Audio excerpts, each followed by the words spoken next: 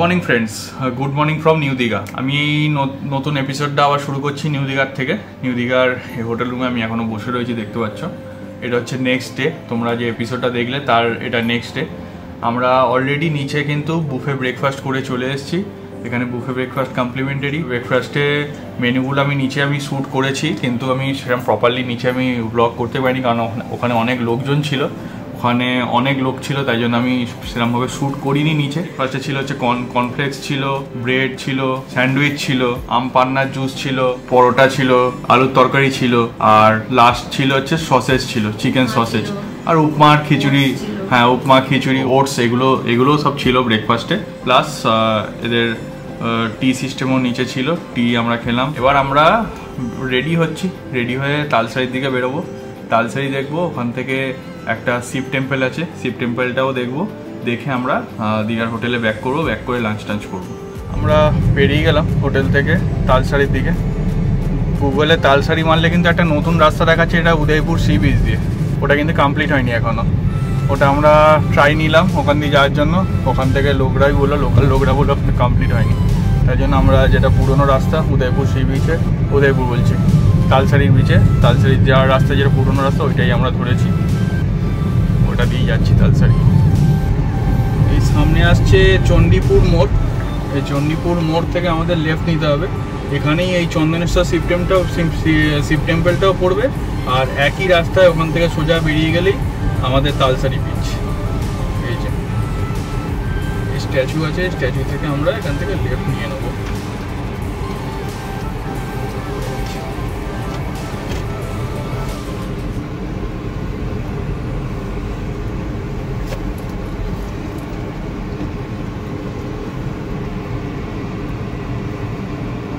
আমরা চলে এসেছি এই চন্দনেশ্বর শিব টেম্পল। চন্দনেশ্বর শিব টেম্পলটা দেখে তারপরে যাবো হচ্ছে তালসারি। তালসারি এই রাস্তা দিয়ে সোজা ওইদিকে গেছে।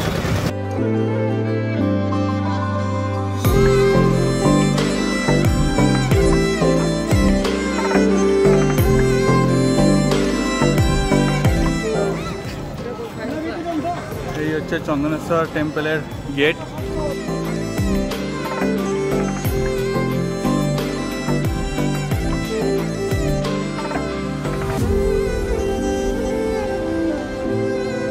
চন্দনেশ্বর মন্দির উড়িষ্যা রাজ্যের বালেশ্বর জেলায় অবস্থিত। যে জায়গাটায় মন্দিরটি আছে সেই জায়গার নাম চন্দনেশ্বর, তাই মন্দিরটির নাম হয়েছে চন্দনেশ্বর মন্দির। এই মন্দিরটি প্রধানত নীলকণ্ঠ মহাদেবের মন্দির, কিন্তু এই মন্দিরের প্রাঙ্গণে, মন্দিরের ভেতরে জগন্নাথ, বলরাম, সুভদ্রার মন্দিরও আছে, মহালক্ষ্মীর মন্দিরও আছে।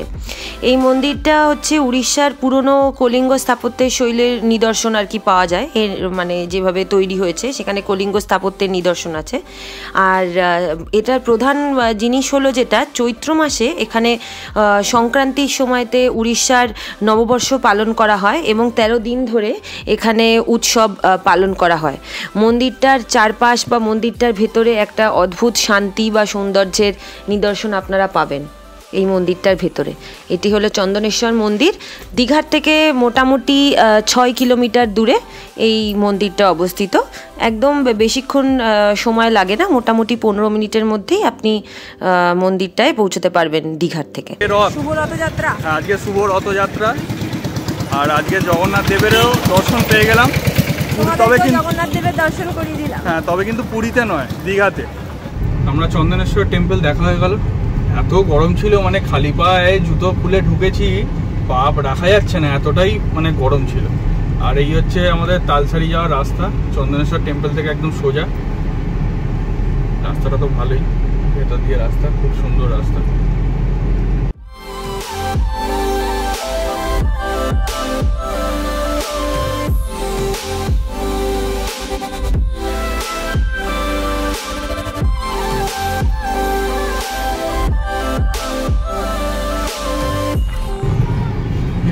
তালসারিতে চলে এলাম, ওই অটো স্ট্যান্ড। দেখি গাড়ি পার্কিং কোথায় করা যায়।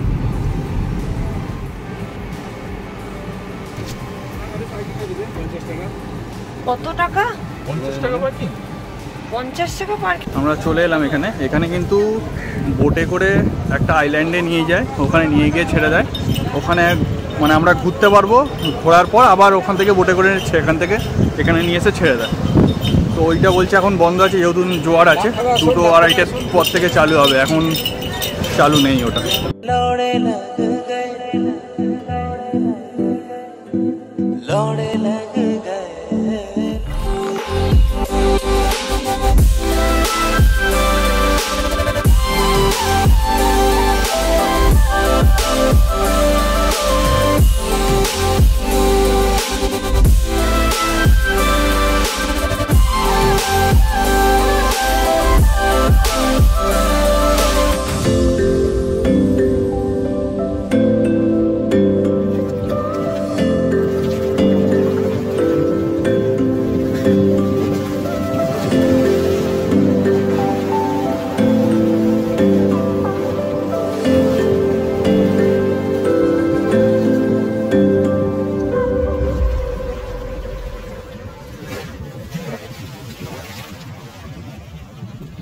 এখান থেকে আমরা বেরিয়ে যাচ্ছি, প্রচণ্ড গরম। আর ব্যাপারটা হচ্ছে যে বোট সার্ভিসটা যেটার জন্য আমরা এসেছিলাম, যে বোটে করে ওই আইল্যান্ডটায় নিয়ে যায়, ওখানে নিয়ে গিয়ে ছেড়ে দেয়, তারপর ওখান থেকে হ্যাঁ ওখানে ঝাউবন মতো আছে, ওখান থেকে তোমরা ঘুরতে পারবে। আবার ওই বোট যাওয়া আসা করে, ওখান থেকে ঘোরা হয়ে গেলে তুমি চলে আসতে পারবে। হ্যাঁ, তো জোয়ারের জন্য এখন ওই সার্ভিসটা বন্ধ আছে এই মুহূর্তে। আমাদের বললো 2-2:30টার পর আসতে, আমরা তো আর এতক্ষণ ওয়েট করবো না। তো ব্যাড লাক, 50 টাকা পার্কিং এখানে চলে গেল শুধুমুধু। দেখো এই পুরো বিচ, এই সাইড দিয়ে বিচ, এই যে রাস্তাটা চলে যাচ্ছে, এই রাস্তাটা সাইড দিয়েই পুরো ওইখান থেকে ওই ঝাউবনের পাশ দিয়ে সোজা ঘুরে, রাস্তাটা এখন আন্ডার কনস্ট্রাকশন আছে।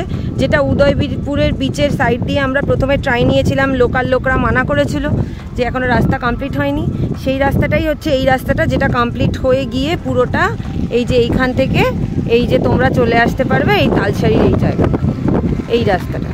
আমার মনে হয় এই রাস্তাটা কমপ্লিট হয়ে গেলে আসাটা আরও বেশি সুবিধে হয়ে যাবে। মানে পুরোটাই একটা সাইড দিয়ে তুমি কমপ্লিট করতে পারবে। ওশানা সি বিচ, তারপরে হচ্ছে তোমাদের আসছে হচ্ছে উদয়পুর সি বিচ, তারপরে তালসারি পর পড়বে। খুব সুন্দর লাগবে জায়গাটা, যদি সমুদ্রের সাথ দিয়ে এই যে রাস্তাটা কমপ্লিট হয়ে গেলে বেশ ভালো লাগবে, খুব সুন্দর লাগবে। দেখো ভিউটা একবার দেখো। তাহলে চলো এবার আমরা এগিয়ে যাই আমাদের হোটেলের দিকে, লাঞ্চটা করে নিই, একটু রেস্ট নিয়ে নিই, বিকেলে আবার দেখা হচ্ছে। চলো বন্ধুরা, স্নান টান করে আমরা ফ্রেশ হয়ে গেছি, এবার দুপুরে আমরা লাঞ্চ করতে যাব। লাঞ্চটা ভাবছি আজকে আর হোটেল থেকে করবো না, সামনে কটা রেস্টুরেন্ট আছে, কালকে দেখেছিলাম, সে আর ওখানে খাওয়ার খুব ইচ্ছে, আমারও খাওয়ার ইচ্ছে। দেখা যাক ওখানে ফুড কোয়ালিটি কেমন হয়, ওখানে গিয়ে কী কী খাবার পাওয়া যায় আমি একবার দেখানোর চেষ্টা করব। আর ফুডের প্রাইসেসগুলো কী রয়েছে না রয়েছে সেটাও আমি একবার দেখার চেষ্টা করব, কারণ হোটেলে তো আমরা সবসময় খেয়ে থাকি। আমরা ওই খাবারটা একটু এক্সপ্লোর করে দেখা যাক কতটা ভালো কোয়ালিটি বা কোয়ান্টিটি ওরা দেয়। চলো গিয়ে দেখা যাক। আমরা এখানে নিউ আমন্ত্রণ হোটেল অ্যান্ড রেস্টুরেন্টে আমরা এসেছি, এখানে বাইরে খেতে এসেছি। এখানে থালি সিস্টেমও রয়েছে, এখানে আলাকাটা মেনুতেও রয়েছে। আমি ভেতরে ঢুকে দেখাচ্ছি। ভেতরে ছোট একটা জায়গা রয়েছে, এসি রেস্টুরেন্ট, ছোট, বেশি খুব একটা বড় না, মোটামুটি ছোট একটা রেস্টুরেন্ট। ভেতরটা ঢুকে দেখাচ্ছি। আর আমরা খাবার অলরেডি অর্ডার প্লেস করে দিয়েছি, থালি সিস্টেমই প্লেস করেছি। পমফ্রেট থালি আমরা অর্ডার আজকে খাবো।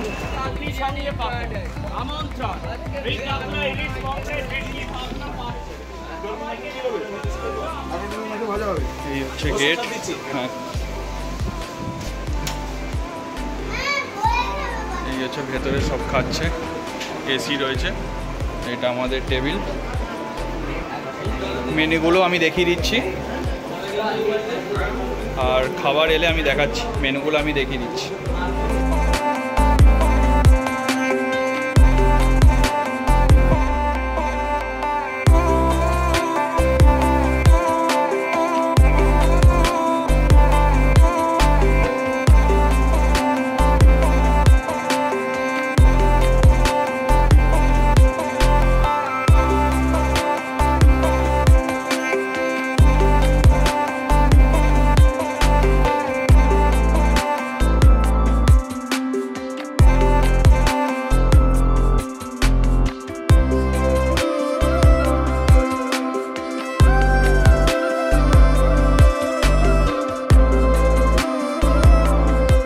ডাল দিয়ে গেল, এখানে ছোটো আলু ভাজা রয়েছে, এখানে পটলের কিছু একটা তরকারি রয়েছে, এটাও আমি দেখছি খেয়ে, এটা হচ্ছে কুমড়োর কিছু একটা রয়েছে। আর এই আমাদের চলে এলো পমফ্রেট কারি, একদম কষা কষা, ভেঙে যাবে ভেঙে যাবে, ভালোই বড় মাছ।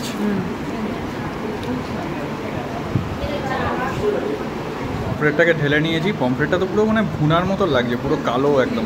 দেখা যাক খেয়ে কতটা ভালো। পমফ্রেট দিয়ে খাচ্ছি, খুব ভালো লাগছে। পমফ্রেট মাছটাও খুব ফ্রেশ অ্যান্ড অনেকটা বড়, টাটকা আর ফ্রেশ, আর গ্রেভিটাও খুব ভালো হয়েছে। কি ভালো লাগছে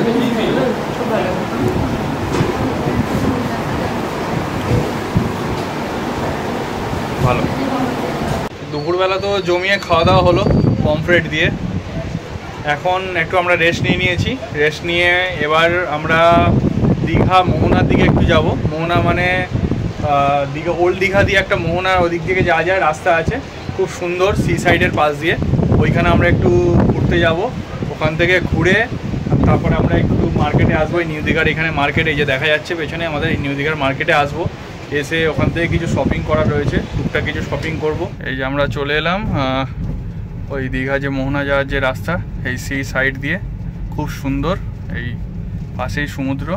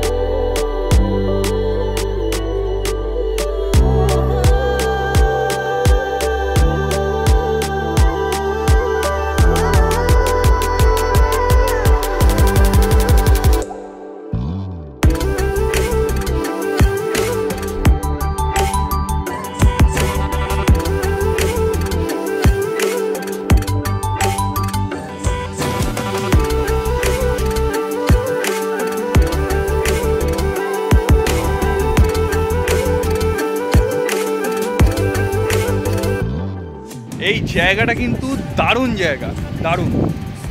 জানি না তোমরা আসো কিনা এই জায়গাটায়। এটা কিন্তু ওল্ড দীঘা দিয়ে ঢুকতে হবে, ওল্ড দীঘার রাস্তা দিয়ে ঢুকতে হবে। আমি ম্যাপে একবার দেখিয়ে দিচ্ছি কোথা দিয়ে আসতে হবে। ম্যাপটা আমি এখানে স্ক্রিনে দিয়ে দিচ্ছি। ওল্ড দীঘা দিয়ে আসতে হবে। এখানে কিন্তু একটাও লোকজন নেই, খুব ফাঁকা আর খুব সুন্দর জায়গাটা। এইখানে তুমি ফটোগ্রাফি করতে পারো, এখানে তুমি টাইম স্পেন্ড করতে পারো। আর আসলে বিকালের দিকে এসো, খুব প্লেজেন্ট ওয়েদার থাকে, ঠান্ডা থাকে, খুব ভালো লাগবে তোমাদের এই জায়গাটা। এখানে তো ঘোরা হয়ে গেল। ওখানে ঘুরে আমরা একটু চলে এসেছি এদিকে ওল্ড দীঘার দিকে। ওল্ড দীঘায় একটু বসবো, এখানে বেঞ্চ করা রয়েছে, এখানে একটু বসবো, টাইম স্পেন্ড করবো। তারপরে আমরা হোটেলের দিকে ব্যাক করবো, গিয়ে তারপরে আমরা মার্কেটে যাবো।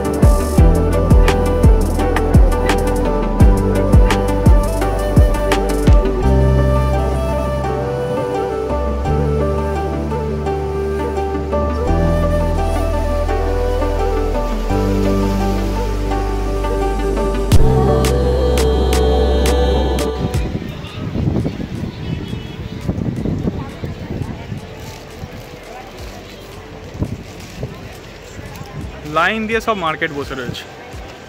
এখানে বাস্কিন্স রবিন্সও আছে। বাস্কিন্স রবিন্স খাবে নাকি? হ্যাঁ, সব কিছু খাওয়া যেতে পারে না? হ্যাঁ, বাস্কিন্স রবিন্স দেখলেই খাওয়া যেতে পারে। চলো পরে খাবো বাস্কিন্স রবিন্স।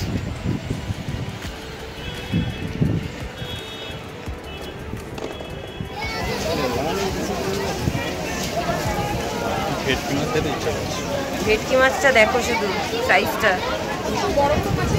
কি চাই সব আছে। এটা তো একটা দোকান, এরকম অনেক দোকান আছে।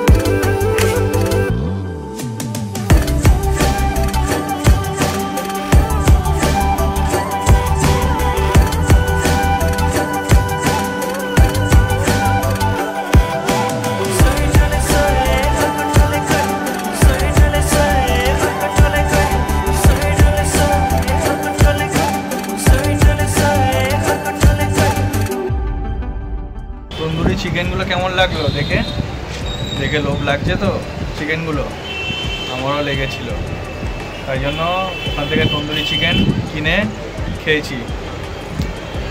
শ্রেয়ার খুব ফেভারিট তন্দুরি চিকেন, আর আমারও খুব ফেভারিট। আর দীঘায় এলে তো এটা মাস্ট, এই তন্দুরি চিকেন খাওয়াটা মাস্ট। মাছগুলো ভালো ছিল, পমফ্রেট মাছ, বাট একটু বেশি চার্জ করছিল, তার জন্য ওগুলো কিনিনি। বাট তন্দুরি চিকেনগুলো কিন্তু খুবই টেস্টি ছিল, জুসি ছিল, সফট ছিল, খেয়ে দেখলাম। আর ওখানে এত ক্রাউড ছিল, ওখানে ভিডিও বানাতে পারিনি, জাস্ট মাছ আর যেগুলো তন্দুরি চিকেনের যেগুলো আইটেমস যেগুলো ছিল সেগুলোর ভিডিও বানিয়েছি। খাওয়ার ভিডিওটা আর বানাতে পারিনি, কারণ এতটাই ওখানে ক্রাউড ছিল, তাই জন্য। আর যে কোনো রিজনের জন্য তোমাদের যদি এই ভিডিওটা ভালো লেগে থাকে, প্লিজ লাইক, শেয়ার অ্যান্ড সাবস্ক্রাইবটা করে দিও। একটা লাইক আমাদের কিন্তু অনেক মোটিভেট করে অনেক ভিডিও বানানোর জন্য। যারা নতুন দেখছো এই চ্যানেলটা, প্লিজ সাবস্ক্রাইবটা করে দিও। সাবস্ক্রাইবটা করলে কিন্তু আমাদের অনেক হেল্প হবে। সাবস্ক্রাইবটা প্লিজ করে দিও। তোমাদের সাপোর্ট চাই, তোমাদের সাপোর্ট পেলে আমরা আরও অনেক ভালো ভালো কন্টেন্ট, আরও অনেক ভালো ভালো ভিডিওস আমরা আনতে পারবো এই চ্যানেলে। আমি চেষ্টা করছি অনেক ভালো ভালো ভিডিওস আনার, ভালো ভালো কন্টেন্ট আনার, আর ভিডিও কোয়ালিটি ইমপ্রুভ করার। তার জন্য তোমাদের সাপোর্ট লাগবে, প্লিজ একটু সাপোর্ট করে দিও। আর আজকের মতো এখানের এই ভিডিওটা, এই ব্লগটা এখানটাই শেষ করছি। কালকে আমরা রিটার্ন জার্নি শুরু করব। চলো, গুড নাইট। সবার সাথে আবার দেখা হবে কালকে রিটার্ন জার্নিতে। চলো, গুড নাইট।